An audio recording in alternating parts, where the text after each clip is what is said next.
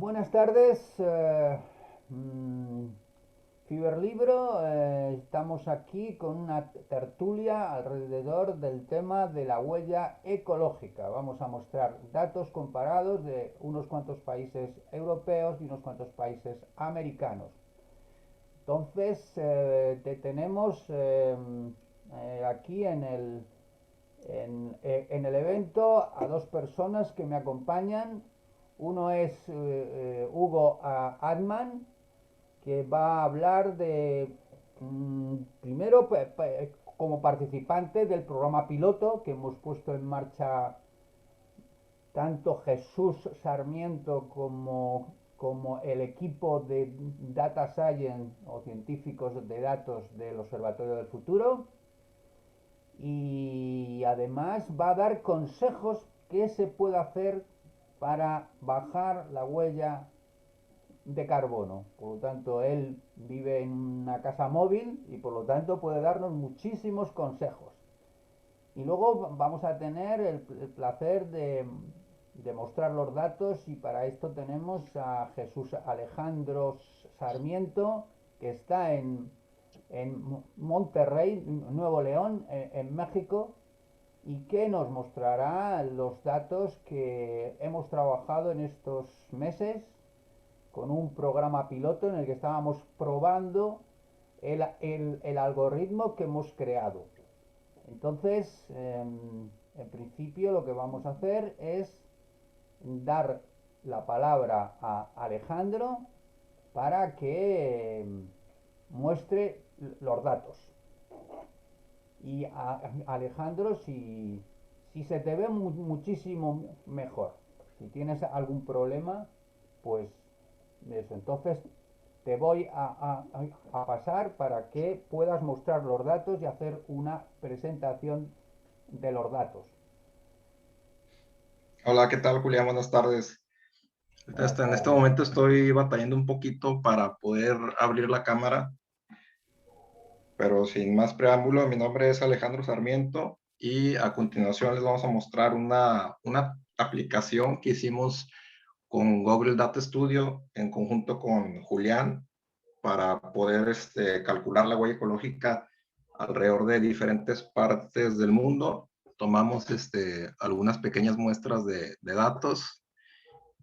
Y pues sin más, vamos a mostrarles esto que venimos trabajando con el Observatorio del Futuro.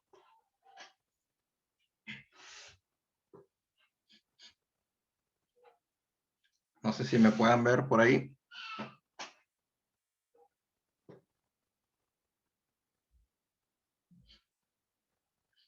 Julián. Sí, Muy Alejandro, bien. se ve perfectamente. Se te ve perfectamente.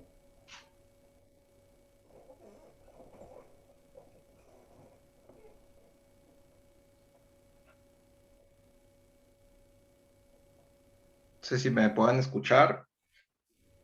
Te escuchamos alto y claro.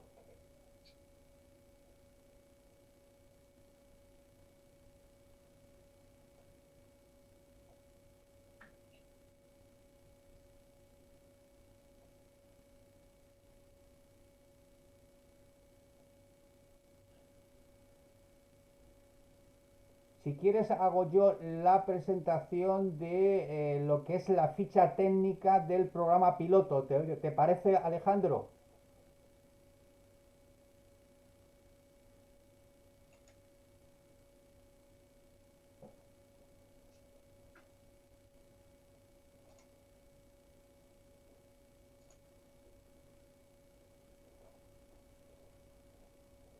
Creo que hemos perdido algo. No sé si hemos perdido a Jesús Alejandro. Si quieres, hago yo. No, que creo que no. Bueno, como no sabemos si hemos perdido a Alejandro, hago yo la presentación, la ficha técnica del estudio piloto. Este estudio lo hemos hecho entre tres países europeos, que son Alemania, Francia y España. Y luego hemos hecho 4 países americanos, que es Estados Unidos, México, Nicaragua y Venezuela. Entonces, lo que hemos estudiado con el algoritmo es lo que se llama la huella de carbono personalizada. Hemos establecido las toneladas de carbono que le corresponde a cada persona que hemos hecho la encuesta y aplicado el algoritmo. Entonces, como vemos, aquí tenemos un poco leo un poquito para que lo entendamos. USA está a la cabeza. Calcular que la huella lineal media que le corresponde a cada ciudadano de USA pues está en 15 toneladas y media. Entonces, cuando hemos hecho la investigación personalizada a la persona de Estados Unidos, que era de la zona de Maryland, pues le correspondía 8 toneladas, o sea, 8.933 kilos. En Alemania, España, Francia y México le corresponde eso de las huellas personalizadas.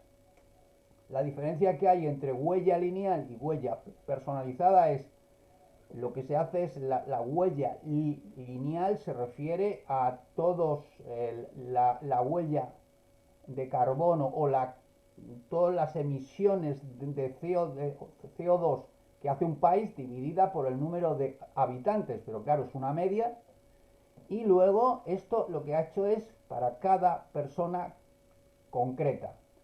España baja a 2.812 kilos, o sea, 2 toneladas con 81, y Francia a 2,36, México 2,3, Venezuela 1,63 y Nicaragua con 245 kilos, o sea, 0,25 toneladas. Entonces vemos lo que están haciendo los diferentes ciudadanos de cada uno de estos países. Entonces, aquí tenemos la media lineal, o sea, es el diferencial entre la huella personalizada, o sea, lo que cada persona contamina con respecto a la huella lineal media de cada país. Vemos que en México esa huella personalizada es la más alta con el 62,68. Alemania con el 56,8. Estamos, por ejemplo, España en el 50,22. Entonces, esta es la lectura. Julián, Sí, Alejandro. perdón, estoy teniendo un poquito de problemas con la conexión. No sé si me puedan ver en este momento. No te preocupes, si quieres sigo haciendo yo la presentación o la sigues tú, como quieras. Pero si Aunque quieres, no, la adelante, voy por haciendo favor. yo. Perfecto. Bueno, aquí tenemos algunos datos sobre la movilidad, que vemos que uno de los motivos número uno de que la huella personalizada en México sea tan alto es que el transporte público, pues ya como estuvimos viendo, en México es bastante deficitario. Y claro, pues el impacto del transporte individual junto con la calefacción son los dos factores más importantes en que la huella de carbono personalizada de cada persona sea más alta en México. Por supuesto, los países europeos pues es donde eh, la gente en el transporte público pues está más habituada e inclusive en el caso de Alemania, nos contó Ulrich el otro día que hay una combinación. Inclusive hay transporte público con bicicletas. O sea que estamos viendo, y eso ya lo estuvimos hablando con, con Jesús en México. El tema en México es un tema que van a tener que abordar tarde o temprano, pero andan un poquito por detrás en todo el tema de la sostenibilidad, aunque llegará, casi seguro. Aquí vemos que las fuentes de energía fundamental es el gas diésel, y por eso TDT también es muy notable. Pero ya nos explicó Jesús que, claro, si no hay buenas infraestructuras en las comunicaciones del transporte público, junto con una gasolina como muy barata, estábamos hablando de que en México cuesta $1 el litro. Para daros una idea, eso corresponde a 0,80 céntimos de euro. Pues para daros una idea, en España el precio del litro de gasolina es de 1,25 €, lo que quiere decir que, claro, es sensiblemente más barato en México, y eso impulsa el uso del transporte individual. Por lo tanto, aquí estamos viendo lo que es en este círculo el 76,9% de las personas encuestadas. eh, ¿Me dejas un poquito aquí? No, la página 1 aún. Si me pasas... si- Ahí, vale. Estábamos hablando de que el 23,1% eran féminas y el 76,9% eran hombres. Y en el caso de edad, pues estamos hablando de que era un 53,8% eran gente menores de 35 años o hasta 35 años, luego un 38,5% entre 36 a 65 y una persona que tenía más de 65 años, que era Francia en concreto. Entonces podemos pasar a la página 2. Ahora sí.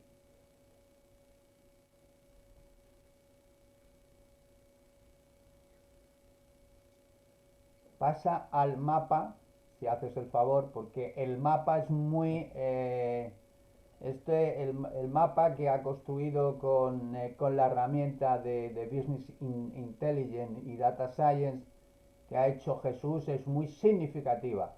Podemos ver el grado de huella de carbono de menor a mayor, viendo desde los colores naranja a los rojos. Los rojos son más intensidad de la huella de carbono.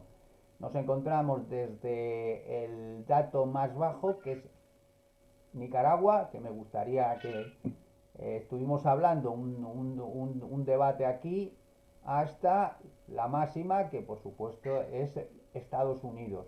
Entonces aquí vemos, por un lado, Europa, en el que vemos Alemania muy destacada. Ya explicaré cuando hable un poco por qué en Alemania es este impacto que es bastante superior, por ejemplo, a Francia o España. Francia tiene un nivel de industrial, pues si no comparable a Alemania, muy equiparable, y sin embargo los datos de Francia son muy buenos, pero era fundamentalmente por una cosa, y es porque en Francia existen muchas centrales eh, atómicas. O sea, que es que las nucleares, el origen de la energía eléctrica en Francia tiene un componente muy grande, las centrales nucleares. Entonces, bueno, no tienen huella de carbono, tienen otra huella, pero no de carbono. Y en Francia, paradójicamente, nos quedamos un poco, yo cuando vi su huella lineal era muy alta y es porque a pesar de que es un país con bastante industria de renovables, pues aún tiene muchas fábricas que funcionan con el carbón. Alemania tradicionalmente el carbón ha sido fundamental y de hecho inventaron el diésel precisamente porque no tenían gasolina pero sí tenían mucho carbón. Pero hay que decir que generan mucho electricidad con las centrales de ciclo combinado que están y las lo que se llama centrales térmicas porque tienen muchísimo carbón aún. Entonces, España, por último, pues es un poco superior a Francia. En España, pues sobre todo para la gente americana, pues la verdad es que el componente de renovables es bastante potente. De hecho, porque en España ni tenemos petróleo, ni tenemos carbón, ni tenemos nada. O sea, realmente España es un país que ha tenido que generar su energía en un porcentaje muy alto, fundamentalmente de hidroeléctricas, fundamentalmente de aerogeneradores, donde prácticamente España es líder ahí. O sea, hay una empresa española que se llama Gamesa con Siemens, la alemana, y luego los parques de fotovoltaicas. O sea que en ese aspecto, si nos vamos al continente americano, vemos desde Venezuela subiendo hasta Estados Unidos, vemos cómo sobresale Nicaragua, que tiene una huella de carbono baja. Eso es muy bueno para ellos. No conocemos exactamente las características especiales que puede tener, pero sí que sabemos que la toma que hicimos es de una persona que vive en la ciudad de Granada, que es una ciudad colonial muy bonita y donde además hay un festival de poesía. Y luego tenemos México, que hemos hecho prácticamente. Entonces, Alejandro, no. Hemos hecho varias tomas y es un dato como bastante, es el más contrastado, aunque esto es un programa piloto. O sea, hay que entender que esto tampoco podemos ver tendencias, pero no podemos cogerlo al pie de la letra. Es un programa piloto. Y luego está Estados Unidos, que ya sabemos que Estados Unidos es un gigante en todo, para bien y para mal. Como vemos, contamina mucho. O sea, entonces, bueno, es un país enorme que hay de todo. Entonces, bueno, pues esto es el resumen un poco y solamente si me mueves un poquito, Jesús, el mapa, y me gustaría comentar un poco más aquí para que salgan un poco los gráficos aquí. Sí, exactamente. Lo ves aquí, vemos este mapa, vemos las tomas de huella personalizada. Inclusive si lo subimos un poco así, pues podemos ver Maryland, como os he dicho, en Alemania, en Berlín. En Francia tenemos dos medidas, una en el norte con la Lorraine, en la ciudad de Metz, totalmente al norte, pegando casi contra Holanda y Bélgica. Y luego la otra toma fue en la costa atlántica, en Burdeos. En México hemos visto aquí las tres tomas y podemos ver aquí en estos en datos justo México, USA, Alemania, España, Francia, Venezuela y Nicaragua. Ahora, cuando terminemos de explicar cada uno y terminemos de hablar, podemos abrir un debate en el que me gustaría conocer vuestras opiniones de por qué estos datos, que me parecen muy significativos de la realidad de cada país, como hemos visto, por sus características de su origen, de cuál es el origen de su cómo extraen esa energía, cómo la producen. Está como bastante claro cuáles las realidades. Y nada más. Entonces puedes ya dejar de compartir, Jesús, y si quieres el comentar algo, pues te cedo la palabra. Si quieres el decir algo, si puedes, y las condiciones técnicas te lo permiten, ¿vale?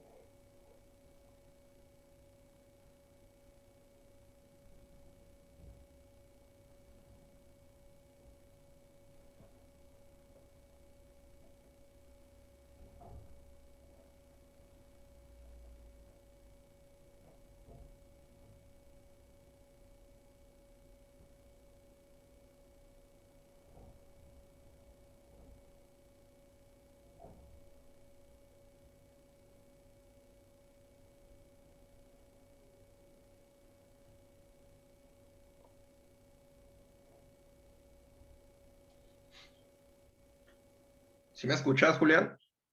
Sí, sí, sí, se te escucha perfectamente. Si no se te escucha, yo te lo digo, no te preocupes, puedes el comentar tú. Ok.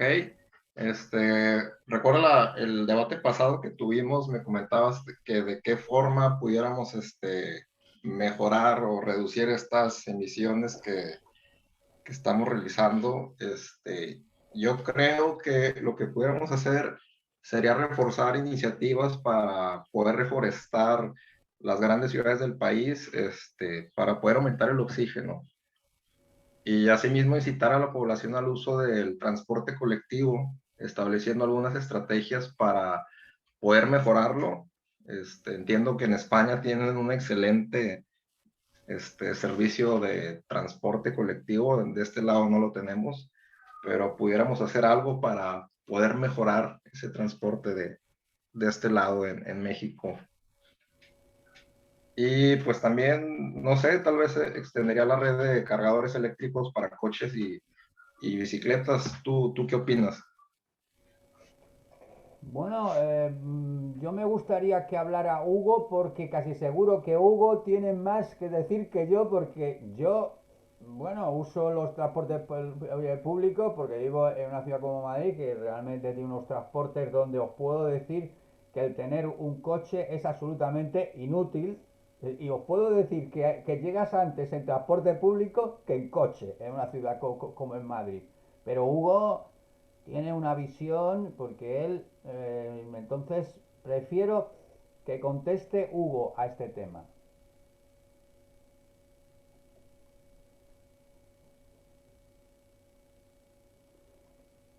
Hugo, abre el micrófono.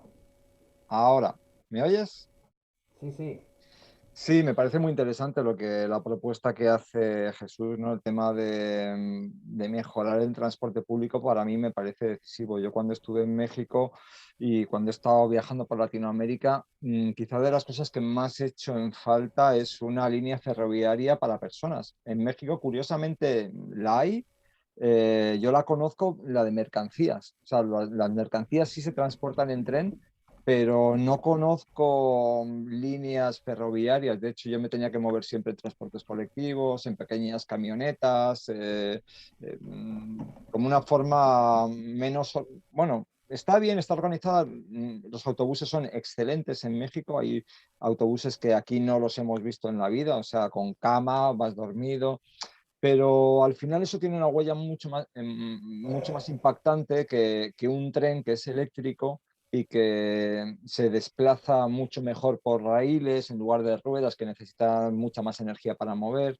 Entonces, sí, estoy de acuerdo con Jesús en eso y también, por supuesto, mejorar, o sea, plantar más árboles o por lo menos no destrozar más árboles de los que están destrozando para aumentar el oxígeno en México.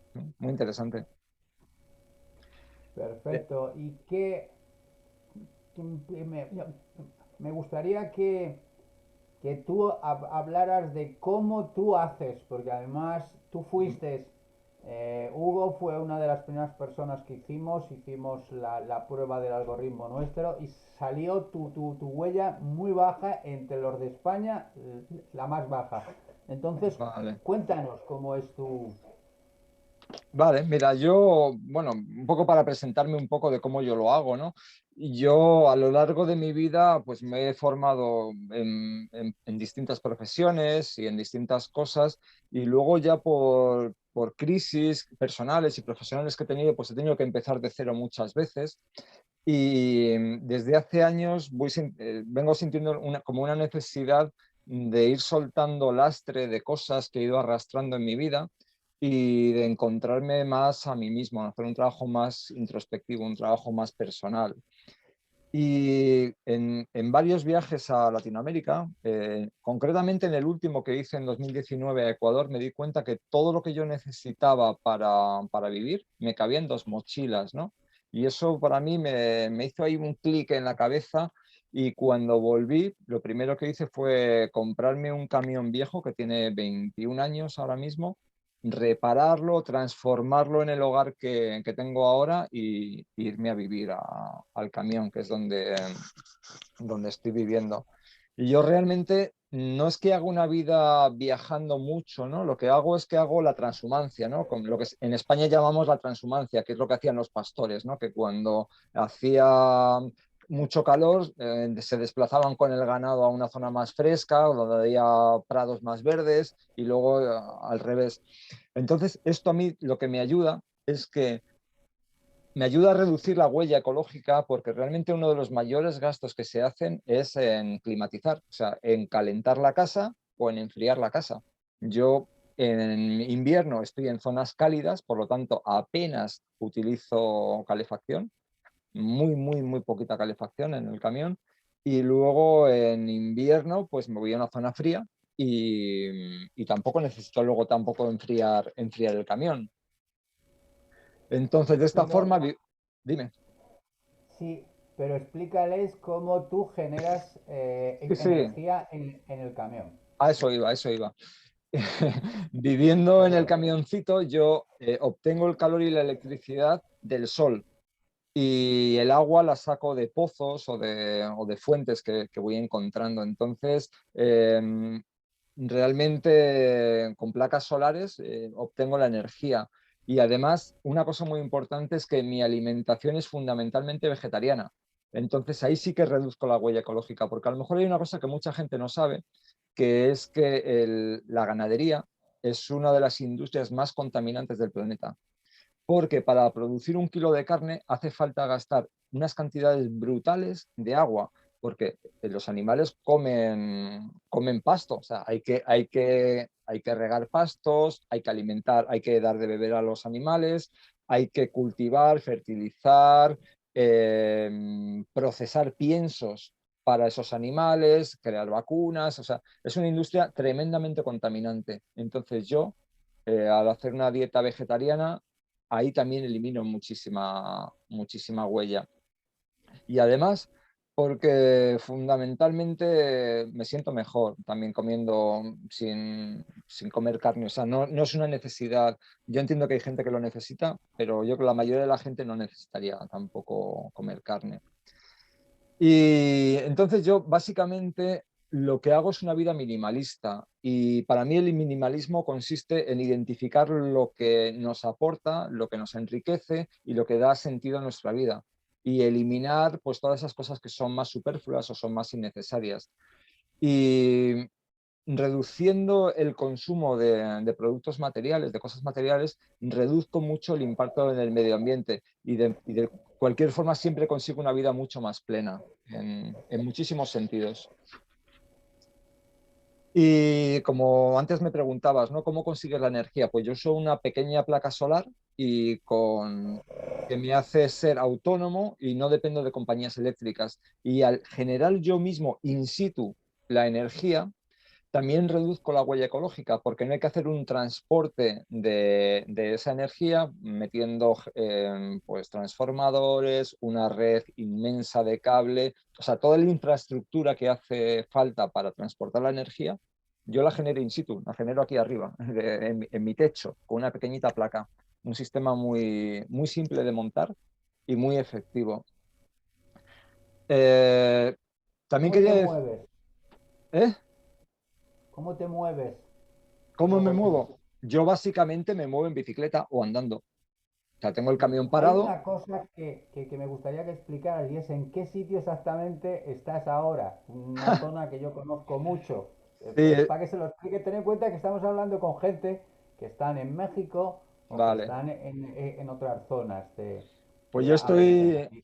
estoy en la parte este de España, que es la zona de Levante, es la provincia de Alicante, y en un pueblecito muy bonito que se llama Altea. Entonces tengo la playa, estoy ahora mismo aparcado a unos 50 metros de la playa. Y luego tengo las montañas muy cerca, porque yo practico escalada, entonces o estoy escalando o estoy en la playa. O sea, realmente esta vida minimalista no es es una vida muy satisfactoria. ¿Sabes? Puedes hacer muchas más cosas de las que puedes hacer en una ciudad. Bueno, puedo él decirte una cosa, que él dice en un pueblo muy bonito, Altea. Altea, para la información, se llama Altea la Bella. La Bella. Y puedo decir es que está al lado, uno de los parques temáticos más importantes de todo el Mediterráneo español. Está lleno además de gente de Escandinavia. Tienes un pueblo como Alfa del Pi, donde hay una Sí, comunidad de noruegos que sí. vienen del norte de Europa, se van a Altea. Por Y en lo la- tanto, sí, Hugo está en un sitio y además es muy interesante lo que dices. Si no quieres gastar calefacción, vete a una zona como Altea y punto, ya está. O sea que es un tema muy apasionante lo que has dicho. O sea que sí. te doy mis felicitaciones por esa vida tan inteligente que haces, que además es muy bueno para ti, muy bueno para el planeta y en general muy interesante. Sí.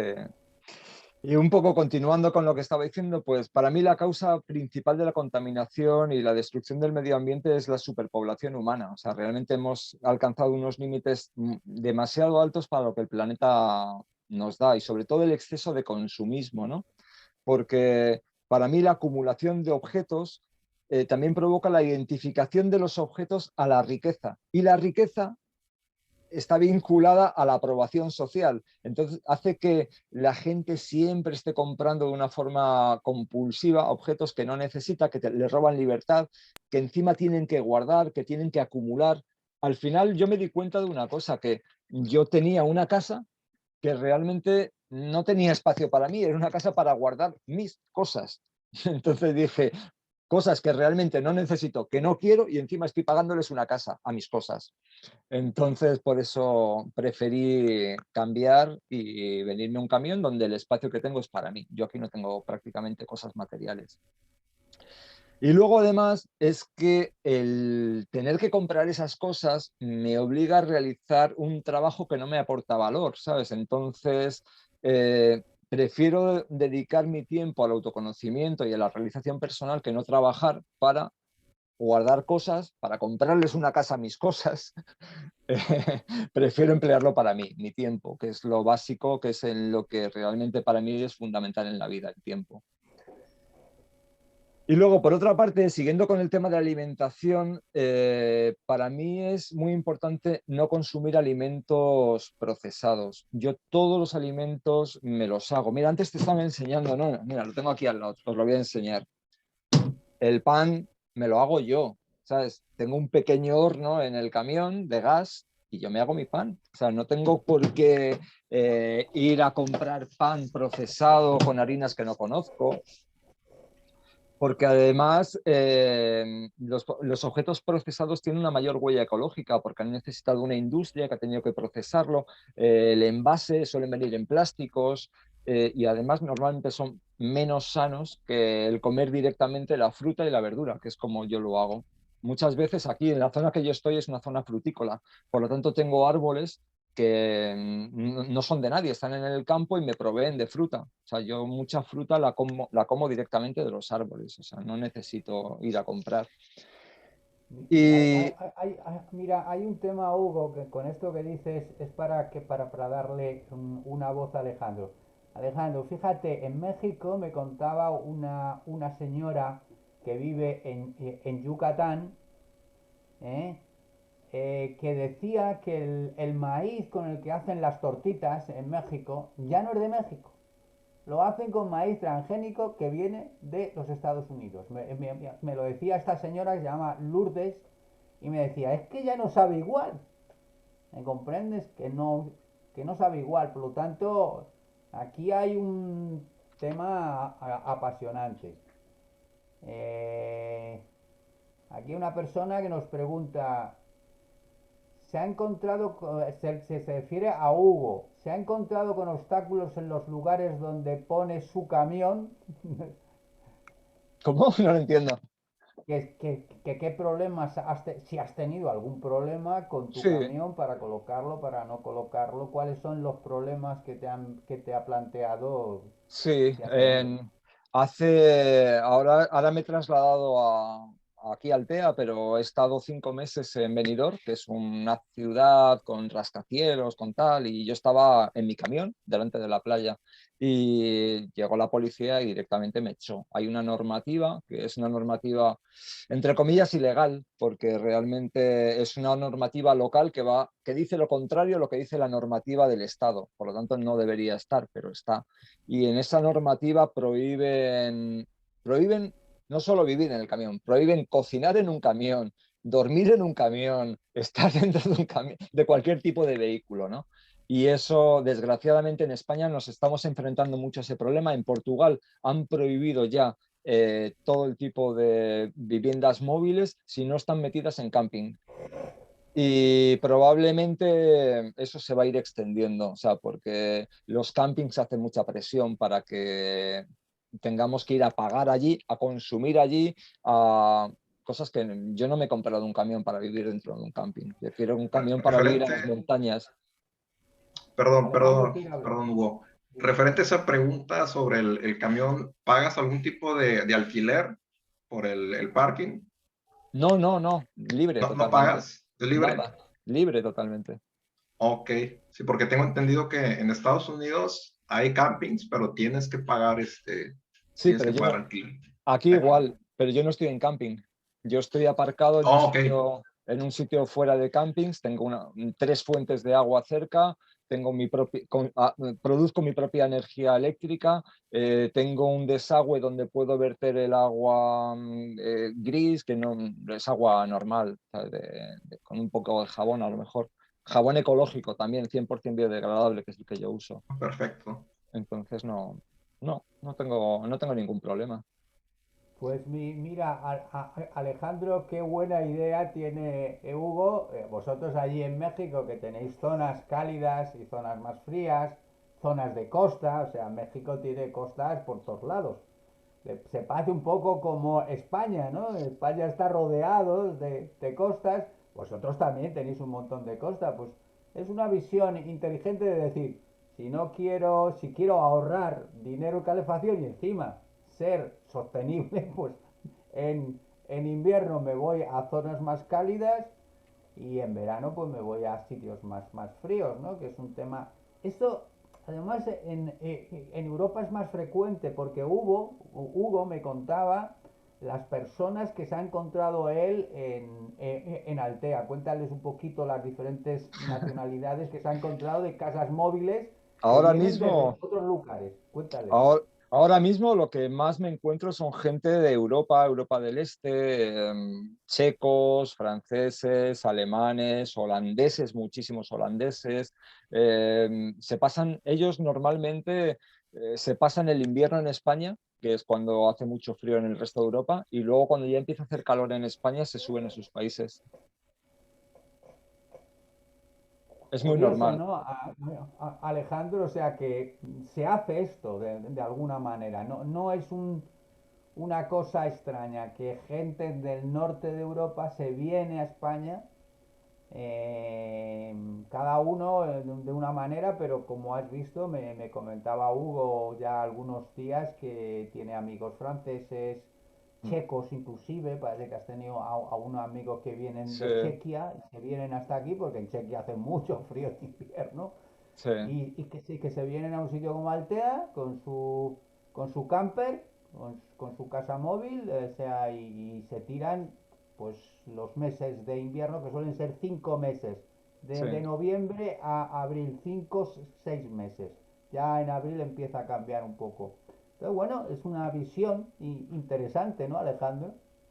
Disculpa, Julián, creo que tenemos una pregunta por parte del público, solo que Ujú. no la puedo ver. No sé si No, voy nos a pueden verlo. apoyar.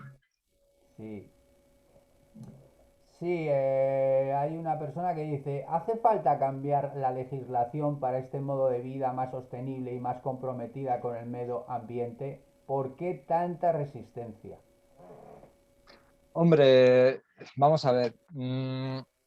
Realmente hay una legislación que es muy restrictiva. O sea, realmente está prohibida la acampada en toda España. La acampada muchas veces equiparan el vivir en un camión con estar acampado, cuando yo no estoy acampado, yo estoy aparcado, porque yo no saco mesas, no saco sillas, no saco, estoy dentro de mi camión, es mi casa.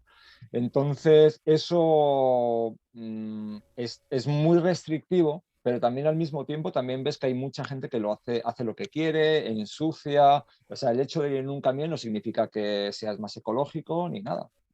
Hay gente en un camión que lo hace muy mal y gente que en un camión que lo hace muy bien. Entonces, bueno, sí,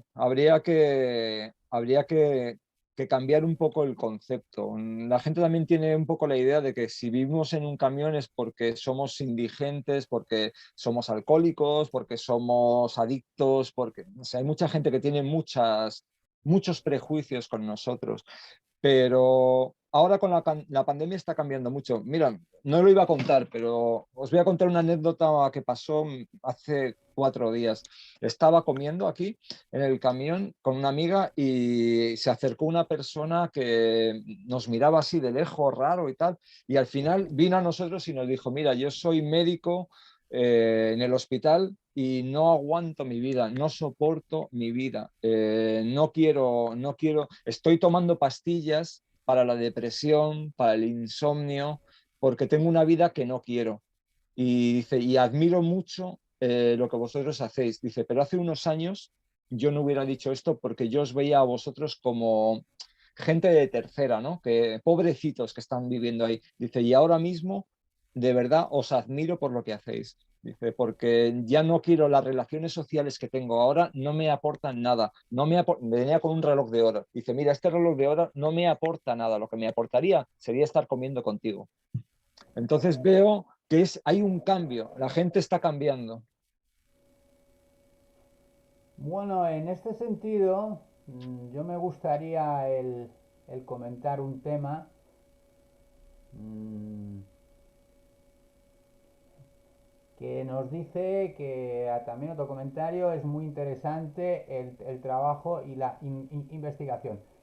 Em, Me gustaría comentar de que hay un avance, ¿no? En ese aspecto, el Observatorio del Futuro lo que está haciendo ahora es el trabajando en dos líneas.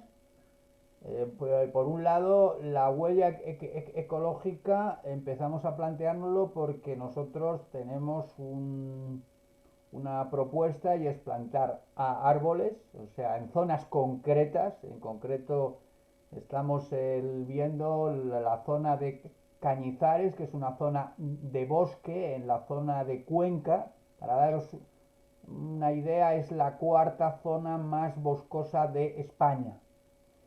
Y estamos en un proyecto con dos instituciones más, una que es de Castilla-La Mancha, la Fundación Impulsa, y otra de Extremadura, la Fundación Ciudadanía, porque hemos creado un proyecto que se llama ARCA, que es y que lo que quiere es hacer un proyecto integral en zonas, pero vamos a trabajar con zonas piloto, fundamentalmente zonas rurales, porque en España hay un problema de desequilibrio territorial fortísimo, precisamente por las cosas que está diciendo Hugo, ¿no? Todo el mundo se ha concentrado en las ciudades, se abandona un poco el territorio y hay que reequilibrar esto. Entonces, estamos preparando un proyecto que ya lo hemos presentado, que va a formar parte de ese famoso fondo de recuperación que está en toda Europa. Europa tiene un fondo de recuperación fundamentalmente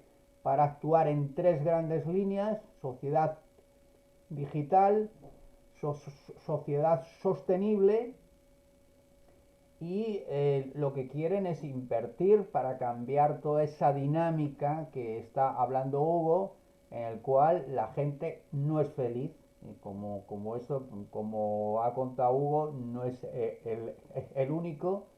Y el desarrollar políticas de actuación sobre zonas en principio rurales que atraigan valor. Entonces se va a actuar por un lado por un lado plantando bosques, porque ahora mismo hay toda una política de cambiar inclusive zonas agrícolas que no son productivas en plantar árboles, porque los árboles, lo que se llaman los bosques comestibles, empiezan a dar mucho dinero en el sentido de pistachos, avellanas, castaños, maderas, resinas, y aparte es llevar allí programas inclusive de lo que se llama aulas ecológicas con bibliobuses móviles que se transforman ya no solo en llevar bibliotecas sino llevar aulas donde se pueden impartir cursos allí, ¿no? O sea que es empezar a mover el territorio y reequilibrar. En esta estrategia hay dos cosas fundamentales. Primero, llevar wifi de calidad a esas zonas, que se va a invertir este famoso fondo de recuperación, y también empezar a poner cargadores, porque el atraer a un target, un potencial tan potente como los usuarios de coche eléctrico, en general los usuarios de coche eléctrico son personas de un nivel económico de un medio alto. Entonces, si se instalan en estas zonas donde vamos a actuar cargadores, el mismo Javier Olivares nos dijo que seguro que cuando alguien que tiene un coche eléctrico piensa hacer un tour a algún sitio, mira el mapa de donde hay cargadores. Por lo tanto, esta actuación con wifi de calidad, cargadores en estas zonas, unidos a lo que es plantar árboles e invitar a esas personas que invierten en plantar árboles en hacer tour y proponerles aulas ecológicas. Entonces, todo eso es lo que se llama el proyecto ARCA.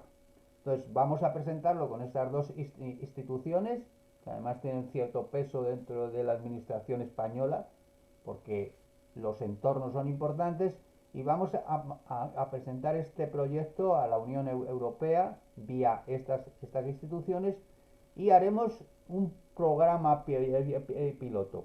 Si ese programa piloto, que es más fácil hacerlo, se puede clonar en otras zonas. Y este es el proyecto. Entonces, bueno, yo he estado comentando con Jesús, Alejandro en México, que hay un programa gemelo, estos programas de recuperación de la Unión Europea. Existe un programa gemelo del Banco Interamericano de Desarrollo, el BID, que lo quiere hacer también, empezar a invertir en sostenibilidad en sitios como México. Entonces, bueno, ya Jesús ha dicho que esas políticas en México son muy emergentes, o sea, aún no han florecido, pero con este fondo os va a llegar, Alejandro. O sea que yo creo que en México va atrás, pero vas a ver cómo rápidamente esto se va a optimizar, porque no hay vuelta atrás. Lo que cuenta Hugo no es una moda, no es una tendencia, no, es una realidad, porque o hacemos eso o esto no va a funcionar. Ya no solo por el tema del clima, que lo es, sino porque hay que aspirar a un tipo de vida diferente al que estamos ahora. Daros cuenta que el problema de ahora mismo que tiene nuestra civilización no es de producción. Producimos de sobra, pero es que se, se tira a la basura el 30%. Y os lo puedo decir, o sea, el 30% de lo que se produce a nivel de comida, a nivel hasta de coches, va directamente a la basura. Los basureros están llenos de cosas que, por ejemplo, por un defecto pequeño de fabricación, yo por ejemplo en mi casa tengo en el baño una tapa que me la consiguió un señor que fue a un vertedero donde habían tirado los que tenían defectuosa esa tapa. Y cuando hablo de defectuosa es porque tenía un, un pequeño punto, ¿no? Que había un punto ahí como una manchita. Y digo, pues me lo traes y me lo instalo y punto. O sea, simplemente por que tenía eso. Entonces se tira mucho. Y como dice Hugo, cuando se produce se gasta no solo energía, se gasta agua, se gasta trabajo. Entonces, y este es un problema de que tenemos que empezar a pensar de hay que producir como usuario, no para poseer, como decía Hugo. Poseemos cosas que a veces no necesitamos en realidad. Y por lo tanto es todo un momento. Nos hacen una pregunta aquí y es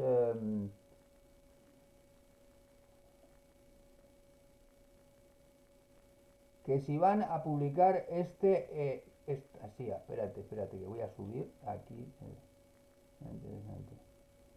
Dice, sí, supongo que el que hace la pregunta se refiere al estudio que hemos hecho. Ya he dicho antes que vamos a lanzar un ebook que se llama Colonos del planeta Tierra, que es el resumen de todo este trabajo que estamos haciendo, incluido del martes pasado, como de en el que vamos a juntar todos los posts que hemos trabajado en estos 5 años y vamos a incorporar también estos debates y lo lanzaremos en los próximos semanas o meses y lo anunciaremos aquí. Cuando lo tengamos lo presentaremos y volveremos a estar.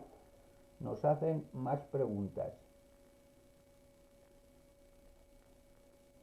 Perfecto, nos dan las felicitaciones, Jesús, y además vamos a seguir trabajando en este tema, que ha sido un gran trabajo. Yo te lo agradezco mucho porque sé que has empleado lo mejor de ti y este es el empiece. Ahora mismo hay una encuesta en LinkedIn y en Facebook en el que va y dice que según tu opinión, ¿en qué temas invertirías esos fondos de recuperación? En el caso de México, ya te digo que por lo que yo tengo entendido, el BIC ha lanzado o está a punto de lanzar una campaña igual que la que estamos aquí haciendo en Europa. Y yo lo que quiero es esa encuesta que tengo ahora en Facebook y en LinkedIn y decir, ¿en dónde invertirías tú esos fondos de recuperación?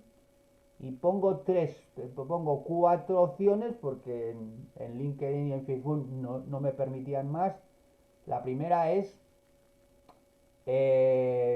consolidar un wifi de calidad en el territorio, en el total del territorio, que hay muchas zonas opacas y como estamos viendo, Alejandro, pero también en España te sales de las grandes ciudades y nos encontramos con problemas, ¿eh?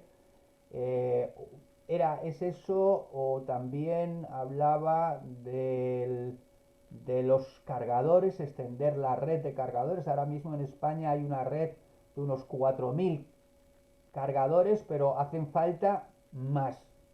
O sea, estamos hablando de que para que se generalice necesitaríamos tener 50.000, 100.000 cargadores como mínimo para que realmente esto empezara a ser, ¿no? Porque hay problemas muchas veces en ciertos sitios.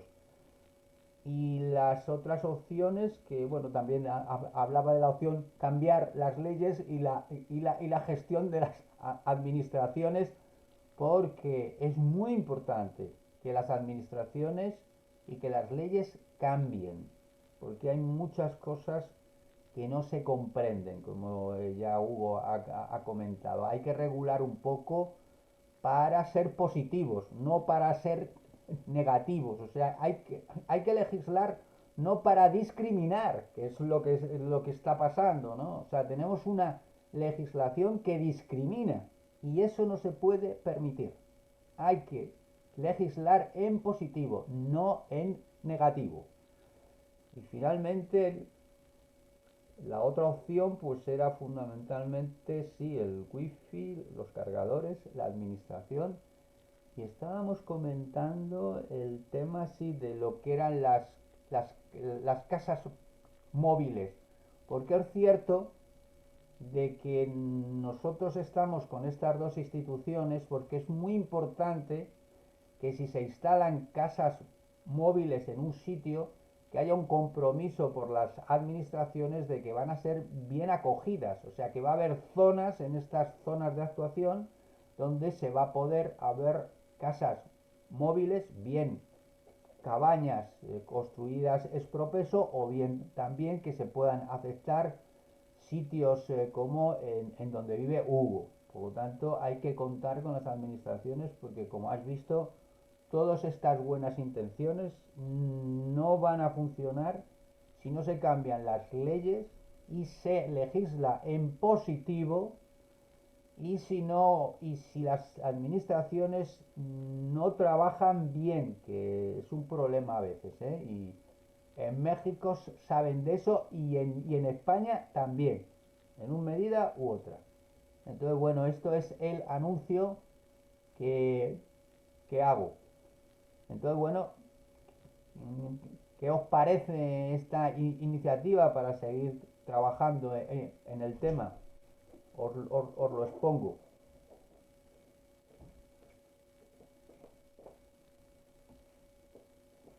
¿Hablas con nosotros o...? Sí, sí, sí, os pregunto a vosotros. Sí, sí, o sea, está claro, o sea, que el futuro va por ahí, que hay que empezar a contemplarlo no como el futuro, sino como es una realidad. Las ciudades ya la gente no quiere ya vivir en las ciudades, pero tampoco puede vivir en el campo, en el medio rural. Entonces, tampoco ya tiene, ahora con la pandemia se ha demostrado que no tienes por qué vivir en una ciudad para trabajar con clientes. O sea, tú puedes vivir en el campo y puedes trabajar con clientes en todo el mundo si tuvieras una buena cobertura de wifi. Y, pero bueno, eso es un poco saliéndonos un poco del tema, ¿no? Del tema de la huella ecológica, ¿no? Pero no sé, yo entrando un poco en el tema de la huella ecológica, no he hablado del tema del agua, que me parece fundamental. O sea, el tema de cómo se puede reducir el consumo de agua. Una casa media consume unos 100 litros por persona. Yo lo he reducido a 12 litros porque realmente en una ducha yo me ducho con 8 litros de agua. Es suficiente para una persona ducharse con 8 litros de agua. No hace falta llenar una bañera de 200 litros de agua. No hace falta tener una cisterna que estemos constantemente dándole al botoncito y que esté tirando 3 litros de agua cada vez que le das al botoncito. Yo tengo un inodoro y es un inodoro seco, sin productos químicos, seco directamente. No gasto nada de agua en eso. Entonces, creo que el control del agua yo lo he adquirido porque a mí no me llega el agua al camión. Yo tengo que cargar con garrafas de agua y sé lo que pesan las garrafas de agua y sé exactamente el agua que gasto. Entonces creo que son pequeñas cosas, por ejemplo, cuando vas a comprar, yo prefiero comprar calidad a comprar cantidad. Si tengo que comprarme algo de ropa, prefiero que sea de mucha calidad, que me dure muchos años. O sea, no comprar ropa que vaya a tirar mañana. Prefiero reciclar todo lo que utilizo, lo intento que sea reciclado. Si algo me sobra a mí, prefiero donarlo antes que tirarlo. Entonces son una suma de pequeños gestos que ayudan a que consigas bajar, reducir. Y no solo reducir, dices, reducir la huella ecológica, sino que yo lo que he reducido son mis gastos. Yo ahora mismo tengo unos gastos increíblemente pequeños que me permiten tener que trabajar mucho menos y dedicar mi tiempo a cosas que me hacen mucho más feliz. Y además tengo muchas menos preocupaciones y consigo que el impacto en el planeta sea mucho más pequeño. Yo sé que es difícil porque vivimos en un sistema capitalista que está constantemente bombardeándonos con anuncios publicitarios, creando lo que yo llamo los con, consuminómanos, ¿no? Que son como adictos al consumo, ¿no? Gente que tiene la vida vacía en muchos aspectos y la intenta como rellenar con el consumo. Pero para eso, bueno, pues hay que tomar una actitud personal, una decisión personal para cambiar, decir, yo no entro en ese modelo, yo voy a hacerme un modelo alternativo. Yo no tengo televisión desde hace 4 años, porque la televisión no me aportaba nada y lo único que era recibir un constante bombardeo de consume, consume, consume. No me interesa. Entonces creo que es una suma de pequeñas cosas que puedes hacer que tu vida consumas menos, pero además tengas una vida mucho más plena, que es de lo que se trata. No se trata de consumir menos, se trata de consumir mejor y de ser más feliz.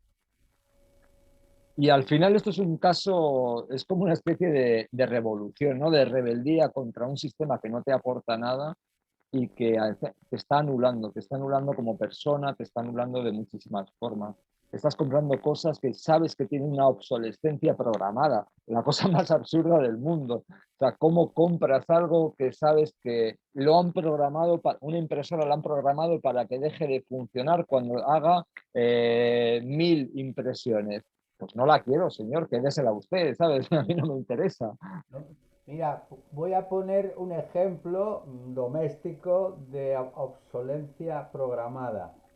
Es la lavadora de mi casa. Un día aparece error en la pantalla. Sí, Y voy al error, ponía E igual a 48. Voy a YouTube, pues, el tacómetro. Las lavadoras tienen tacómetro como los autobuses y es el número de vueltas del tambor de la lavadora, que cuando llega a no sé cuántas se para. Y había que cambiar el tacómetro. Pues nada, me fui a comprar un tacómetro nuevo, lo cambié y ahí está la lavadora que lleva ya esto.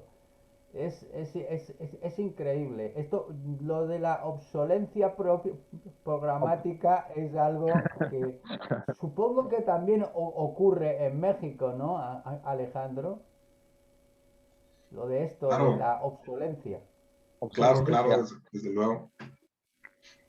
Es algo increíble, o sea, esto que le había contado, pero yo es que lo probé y dije, ¿cómo es posible? Porque es como decir, ¿cómo es posible que las lavadoras tengan tacómetro como los autobuses? Los autobuses te cuentan los giros que da el motor. Te dice, cuando llega a 900.000 vueltas cada el rotor, se para, ¿no? Pues aquí igual con la lavadora. ¿Cómo es posible? Es cierto que todo esto hay que cambiarlo, hay que hacer algo porque es que nos engañan como chinos, nos lo comemos. Bueno, los pobres chinos ya, me comprendes que creo que yo no sé si ellos están así también. Pobres, les compadezco.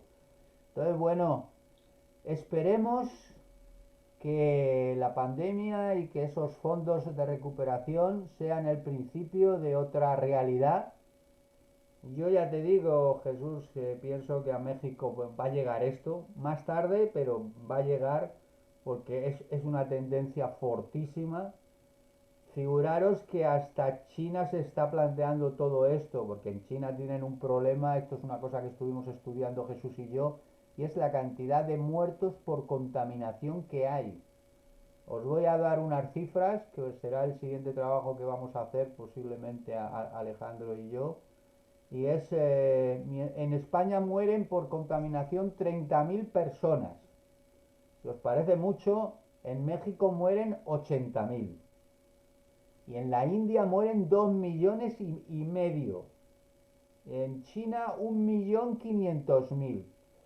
Pues eso se lo podían ahorrar. O sea, todo lo que se tienen que gastar en medicinas, cuidados, servicios, si eso lo emplearan en sanear las infraestructuras, pues se podrían ahorrar todo eso. O sea, que no es una inversión falaz. O sea, simplemente con decir, sabemos que que nos va a costar un transporte público de calidad tanto dinero. ¿Cuánto nos ahorramos con eso al año en evitar contaminación? Porque los costes médicos en cualquier país son altísimos. O sea que es un problema de prioridades, de decir, ¿qué es, qué es lo primero?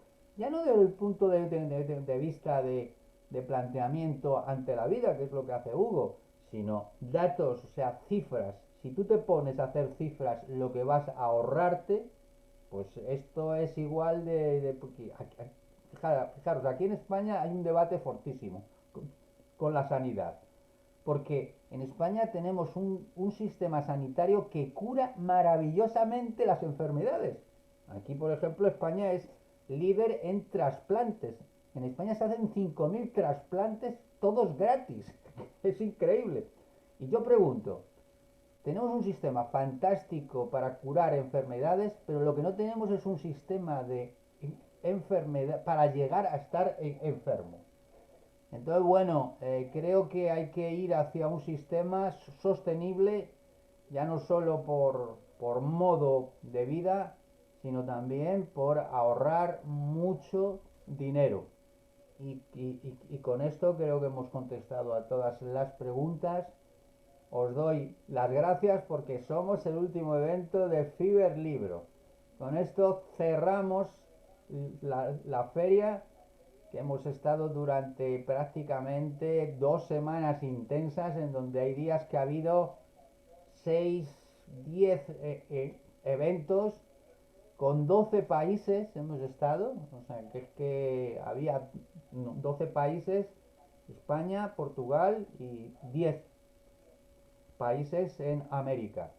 Entonces esto es una ventana que se ha abierto para estar en comunicación con nuestros amigos de allá y para sentirnos todos igual, porque yo voy a cerrar con una cosa. Me encantaría que solo hubiera un pasaporte en este planeta. Un pasaporte del planeta Tierra. Con eso, el día que se consiga, seré feliz. Por lo tanto, muy buenas noches a Hugo, muy buenas tardes a